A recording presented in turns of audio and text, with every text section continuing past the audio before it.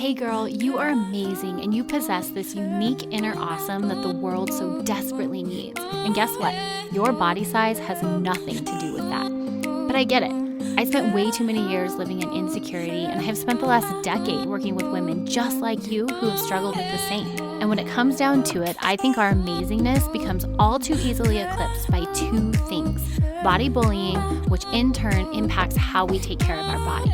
Whether it's over or under eating, over exercising or not moving at all, moving from dieting to anti-diet culture, girl, the pendulum just keeps swinging. I started this podcast because it's time to break up with body bullying and find a way to live balanced in your body. I'm Jess, a body bully warrior, registered dietitian, and food freedom guru. I believe that when we stop letting culture define health, beauty, and what we should and shouldn't eat, we are finally free to live in our own bodies. This podcast is just one of the many resources I have for you ladies. Be sure to head on over to jessbrownrd.com. Check out my ebook, e-course, supplements, meal plans. Guys, I've got so much more for you, and I'm adding to that list on the daily. Are you ready to channel your inner awesome at a whole nother level? Grab a cup of coffee, lace up those running shoes, and let's dive into today's show.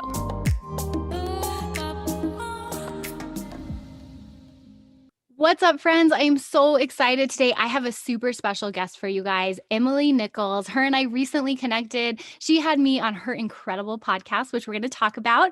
And she is on here today to share her knowledge. Ladies, she is host of the Self-Transformed podcast. It's about redefining self-care through simple fitness, nutrition, and mindset habits for busy working moms. From her own struggles, Emily finally found the solutions to feel empowered, confident, and how to live a healthy lifestyle that doesn't feel hard or like another thing on your to-do list, which I so appreciate because we don't need any more of those things on our list, through the power of habits, which is what we're going to be unpacking today. Emily is now on a mission to redefine self-care and equip other women with these sustainable tools to help transform your life from the inside out and start putting yourself first without guilt. Emily is also a mom, a boy mom, certified personal trainer, Orange Theory coach, behavior change specialist, and Taco Tuesday enthusiast. Emily, welcome to the show. Jess, thanks so much for having me. I'm so excited to be here. Thank you again for having me. It's such an honor. So you're a boy mom. So do you live in a world of like frogs and lizards and farts? Yes. So my 9-year-old just went back for the first day of school, and he's like the biggest outdoorsman. And he had to bring in a picture the first day of school of him feeling his most awesome. So he brought in a picture of him holding a bunch of frogs. I love it. I absolutely love it. You get it. Oh, yeah. Now, we're going to be unpacking the concept of habit stacking, which I'm super excited to talk about because this term is a newer term to me. But before we dive into what habit stacking is and how to build it into our lives, can you tell us a little bit about how redefining your relationship with self-care really helped you unleash your inner awesome? Yeah. And I love this, unleashing my inner awesome. I love that so much. So, for me, I never really had a self-care routine per se. Like you said, I'm a boy mom. My boys are 13 and 9, but I don't really feel like I started really taking care of myself until about 6 years ago. And it came from a place of overwhelm, burnout, stress, trying to, make these amazing dinners and have elaborate birthday parties for my kids where they didn't really care. And just trying to climb the corporate ladder. And I was dealing with that in unhealthy ways. So I really just started, like my show says, redefining what movement looked like to me, redefining how I was fueling my body and not abusing food, but eating in a way to love myself, and really surrounding myself with people that were like-minded like me, filling my mind with personal development, listening to wonderful podcasts and books. And from there, it was like a light bulb moment. It was like, I just created my own self-care routine. And I always saw self-care before that as like bubble baths and manicures, right? I think self-care kind of has a bad rap in that way. And girl, there's nothing wrong with that stuff. I'll take a massage and a manicure anyways. But I see it more so as proactive self-care, doing some of the hard things every day to take care of yourself versus like reactive self-care where you're just reacting to when you're stressed out and you're turning to some maybe an unhealthy habit to make yourself feel better. So over that time, and it was a process. It was probably over a year time. I realized I developed my own self-care routine, and now I help other women do the same thing, but really just see self-care in a different way. And like you mentioned, figure out how to make self-care work in your super busy schedule because you're wearing all the hats. But as I dug deeper into my own self-care routine and how to make it stick, because I was the queen of starting something on a Monday and then being done with it by Friday, if not sooner, but how to actually make it stick. So I dug really deep into habit research. I could geek out on habits all day long because I was like, well, it's one thing to say I'm going to do this, but how to actually logistically make it work in your schedule. And from there, that's really just unleashed my own awesome and helping me feel my best from my inside out. And thus I'm able to better show up for my family and my clients because of that. So that makes me feel super awesome, but it's a process and it didn't happen overnight. That's for sure. Wow, that's amazing. I love what you said about doing the hard things on the daily instead of reactive self-care. I mean, I think that's really powerful because so many of us do that where we get to the breaking point and we're like, I can't take it anymore. I need to drink wine in the bathtub, which again is not, it's wonderful. But at the same time, like that doesn't actually help us take better care of ourselves. Yeah, for sure. I mean, you hear like, oh, I need to lay on the couch and binge watch Netflix. And sometimes you might need to do something like that. Or like, sometimes we mindlessly scroll social media. Like I love to watch like funny dog videos because it makes my heart happy. But there's a way to do it in a healthy way without it, like you said, being so reactive and as a way to kind of band-aid maybe actual emotions that you're feeling. I love that. I love that. Now, how did you start integrating some of these habits without making it feel overwhelming? Like you already had so much on your to-do list. You had 2 boys, you were working. Like, how did you start just dipping your toe into this? Yeah. So, as I just kind of discovered, like you said, I'm a personal trainer. I actually coach at Orange Theory and run my own programs as well. But I started getting up early in the morning to start movement of any kind for me is a very high form of self-care. It's a really great way to take care of my body. First and foremost, emotionally and spiritually, because sometimes I feel like I hear God in a workout. I totally get that. Like I am riding my Peloton and I'm just like, yes, I hear you. And I'm sweating and like dying at the same time. So for me, that's just, I was getting up before my kids did. And I was going to bed earlier in order to have quality sleep to be able to get up. And I was just, just doing slow little movements like that over time. But I was doing things such as setting my workout clothes out the night before. That way it was there and there was a visual cue for me like, okay, as soon as I get up, it's there and I'll go do my movement and then I go about my day. And slowly over time, I adopted some other small little like tiny micro habits throughout my day to take care of myself where it didn't feel so overwhelming. I mean, I'm sure you see it too, Jess, where everyone's talking about, oh, like hashtag morning routine. And it's like 10 things long. And I'm like, I don't got time for that. Like that's overwhelming.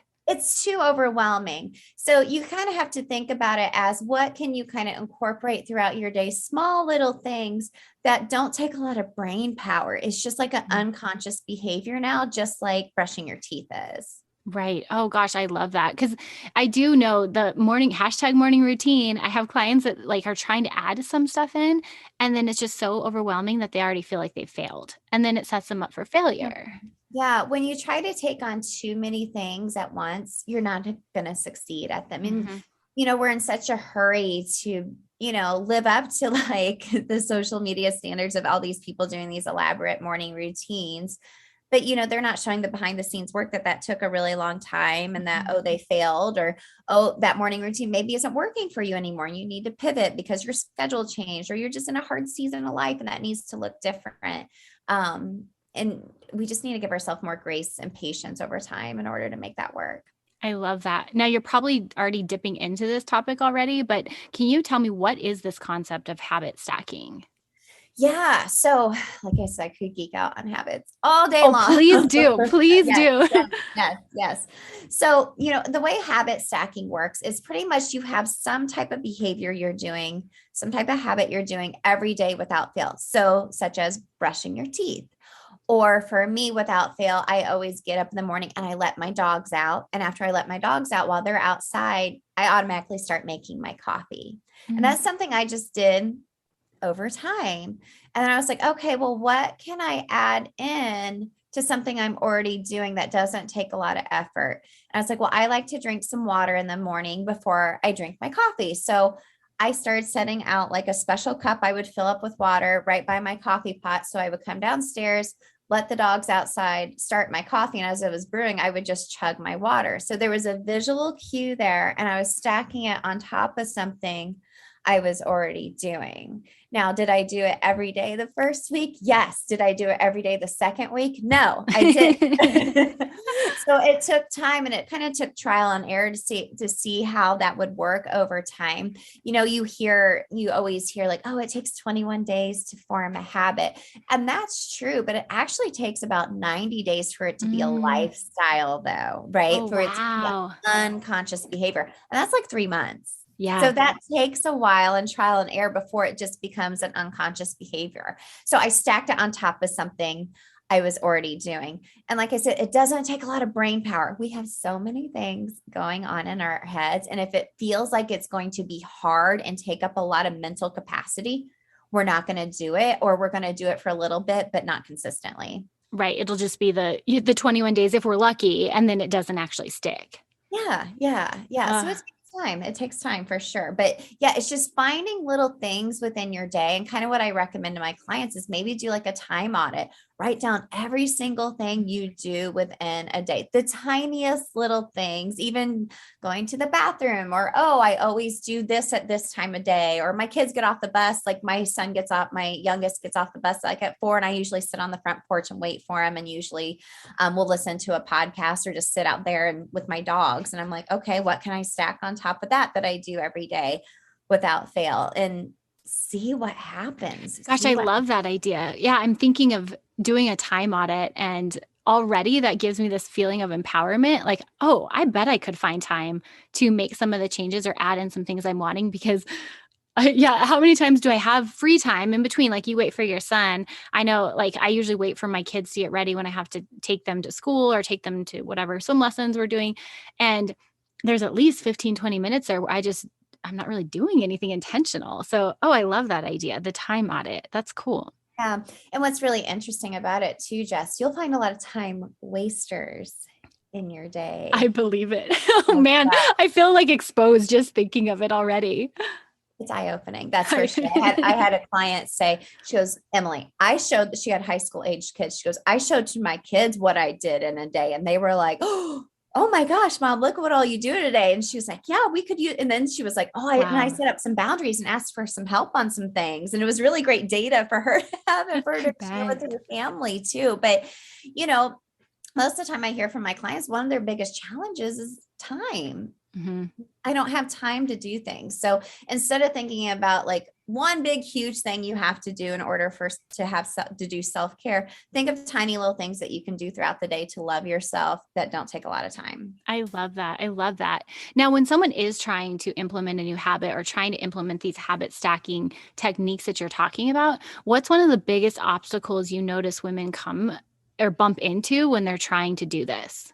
Yeah. So like I said, the biggest challenge I hear is time, but second is guilt. They feel guilty for taking time for themselves. So, so even if it's just 15 minutes of, oh, I'm just going to go, like last year during 2020, when my kids were home, a lot of the times halfway, like when my husband would get home from work, I would go for a walk by myself. And that was turning into a new habit. And my kids were like, oh, can we go with you? And I was like, yeah, come with me. Or I would walk the dog. And then eventually I was kind of like, I kind of want to go by myself. Yeah. After being at home all day with them.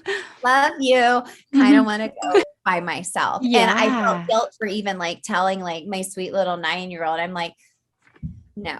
you're not going to walk as fast as me. And like, you're going to be stopping to ride your bike and do this and do that. Like, this is just time for me to, take care of myself so I can better take care of you. And I felt terrible for saying that, but in reality, he was like, okay, most of the time they don't care. We Right. take on the guilt more so than what's necessary, when really our kids and our spouses, our partners really aren't as invested in that as we are. So, giving yourself a little bit of grace and explaining why you're taking time for yourself, is important. It validates it for you and to your family. And good golly, you're showing your kids the importance of taking care of yourself too, and mirroring that for them for when they get older. And even, I have a 13-year-old, and he's learning the value of what self-care looks like for him right now too. And, it's okay to take time for yourself, but the guilt just kind of gets in the way sometimes. Oh, the guilt, the mom guilt is just, it's such a challenge, but I really appreciate you saying that, because it does do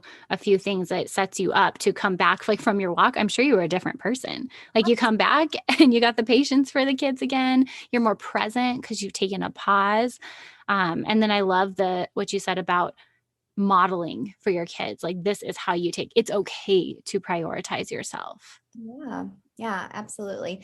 And, even just besides guilt, seasons will change in your life. Your schedule will change. Like, we're recording this in August. My kids just went back to school. A lot of folks, their kids are going back to school, and your schedule changes. And sometimes that shifts things within the normal habits you're doing every day. And you may have to readjust that. And that's okay. And be open to readjusting versus just throwing your hands up in the air and being like, well, my schedule is just out the door and now I don't have time to do anything. Like, reevaluate and be okay with pivoting with what that looks like in that season of your life. Well, yeah. And especially coming off this last year, because I know, with the pandemic and being home, I feel like I've always prided myself on being a mom that did really well, like turning on for work and then turning work off and coming home and being with my kids. But when those boundaries were blurred, I had a really difficult time. And it was about, February, when I was like, the mom guilt was really bad, but it was a different kind of mom guilt than I'd ever experienced, because I felt guilty for not wanting to play with my kids as much as I normally had. And my husband looked at me and was like, well, Jess, you've been with them nonstop for the last 24 hours a day for the last year, And so at that point, I had to readjust my self-care and actually give myself a little bit more time away from the kids, because I hadn't had it. It was like I was making up for a little bit of it. And again, it's like, love you. There was a lot of benefits of being around you so much, but it drained my cup a little bit more than I think I had recognized.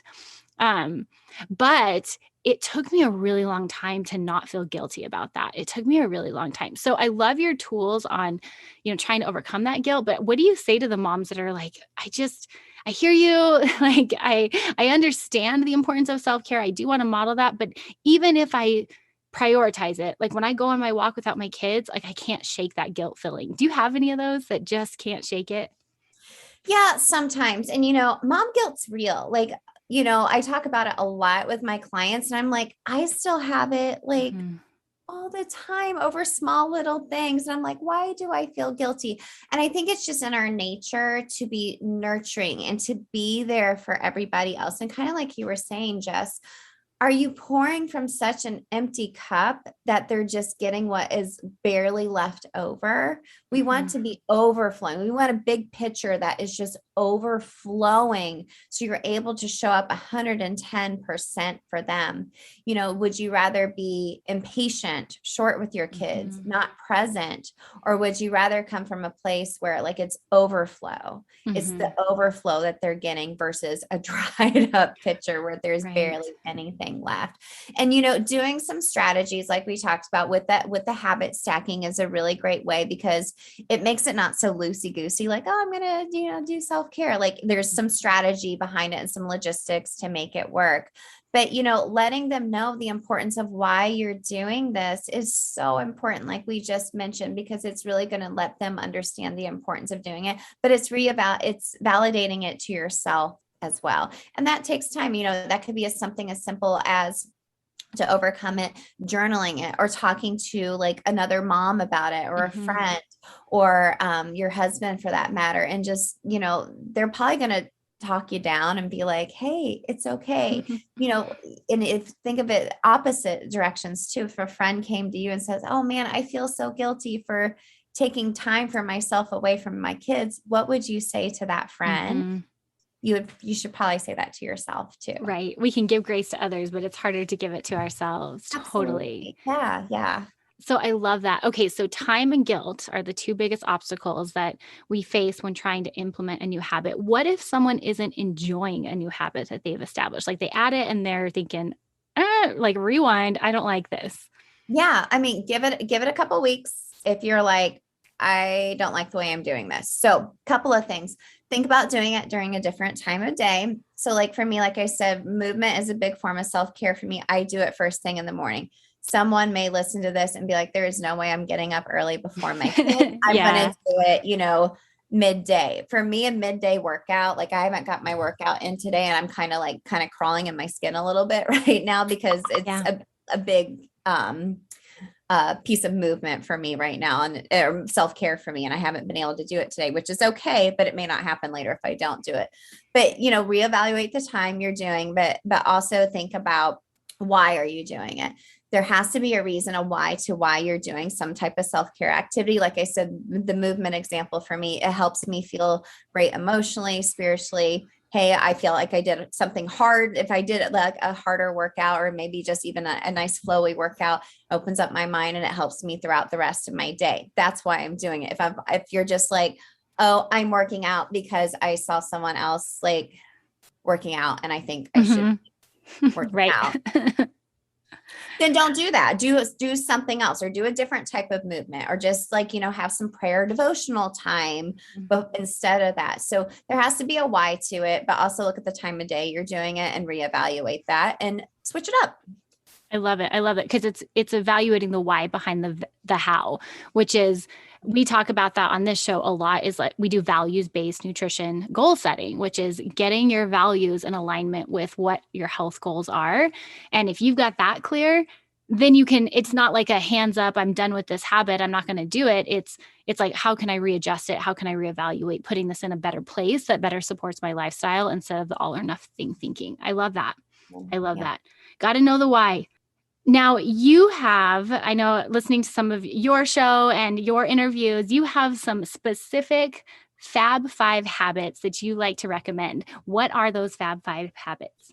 Yeah. Yeah. So, and I was calling them like just the daily five, and my clients started calling them the Fab I Five. love And it. I'm like, I love that so much more. I love it so much more. So, and I was kind of sneaky and doing it just to kind of give you a behind the scenes look of what we do. So these are keystone habits, which keystone habits are small little things that you do that kind of have a snowball effect. Mhm. They encourage other healthy habits to happen, but they're very small, tiny things. So my Fab Five, number one is 10,000 steps a day, because we are so butts in our seat behind the laptop all day long, especially with so many people working from home too. So get up and move. It just feels good.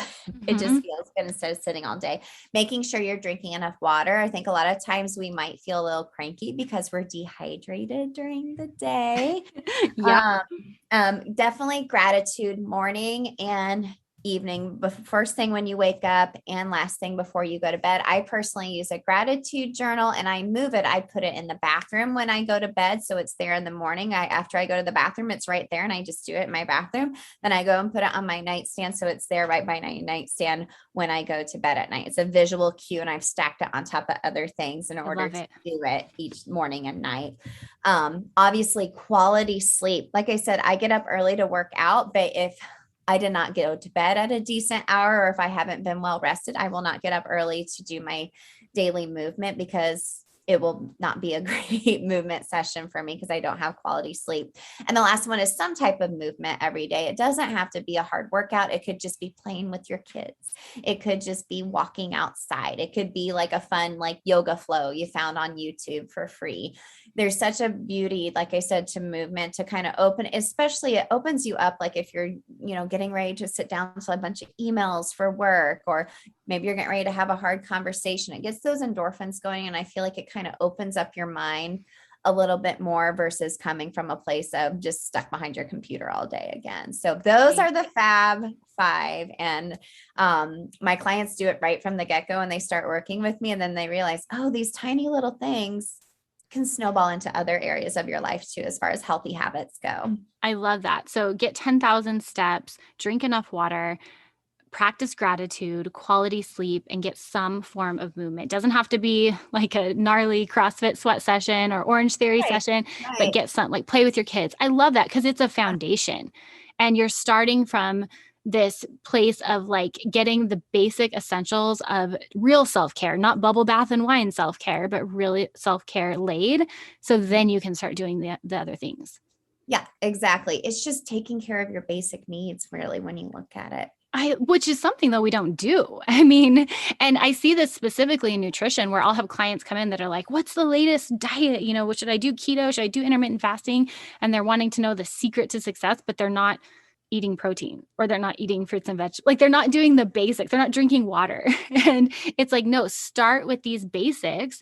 And I love your approach, Emily, of like, let's start with these basics and let's make them habits. Let's not just make them something that we're setting a goal for, 21 days. Let's actually make them lifestyle habits and see what they transform into over time, and how there's a snowball effect. I love that. Yeah. Well, and it just empowers somebody, it's these small little wins. And that's where like the whole self-transformed concept comes from. Everyone's looking for some type of inside out transformation. We're always in a season of transformation and change, but to be self-transformed, to feel empowered by just doing these small little wins every day leads to massive transformation over time. I love that. I love that. Now, if someone wants to get more information on your Self-Transformed University, Self-Transformed You, is that? Yes. Self-Transformed You, not university. How can they reach out to you? How can they learn more about what you have to offer? Because it's super cool. And I want to make sure everyone listening knows how to connect with you. Oh, thank you. I appreciate that, Jess. Well, you can come on over to selftransformu.com to learn more about the programming. It really, like you said, just helps develop a health plan for women that actually sticks, rooted in habit strategies like we talked about. But also you can come listen to Self-Transformed wherever you like to listen to your podcast, and you can connect with me on Instagram at Emily Nichols 22. Awesome. Well, thank you so much, Emily, for sharing your secrets to habit stacking. I'm like already racking through my brain thinking, okay, first is like inventory of my time, because I know that's huge for me. Oh gosh. Yeah. I feel like I'm going to be messaging you here in a bit. Like, I'm embarrassed, Emily. I found like 3 hours in the day, but I'm going to do this inventory of my time and then try to figure out how to put in some of the behavior changes that I've been wanting to make. But I so appreciate you sharing your knowledge, and then your Fab 5 habits. It's just groundbreaking. And I know people who lay that foundation are going to do awesome things because it sets them up for success. Super cool work you're doing. Thanks so much for coming on today. Oh, thanks, Jess. It was an honor to be on here. Thanks all for that you're doing as well. You're doing amazing things. Thank you so much for joining me today. I hope it strengthened your food journey and empowered you to live boldly in your body. Real quick, sister, before you go, if you liked today's episode, the best way you can thank me is head on over to iTunes, Fuel Her Awesome Podcast, leave a review and subscribe. Then take a screenshot and share it on your social media. Don't forget to tag me at Jess Brown RD. And if you're looking for more resources, be sure to check out my website, jessbrownrd.com. I've got info on my e-course, Fuel Her Awesome Food Foundations, my 10-step ebook on how to beat body bullying, and so much more. I cannot wait to chat with you babes again. Until next time, cheers and happy eating.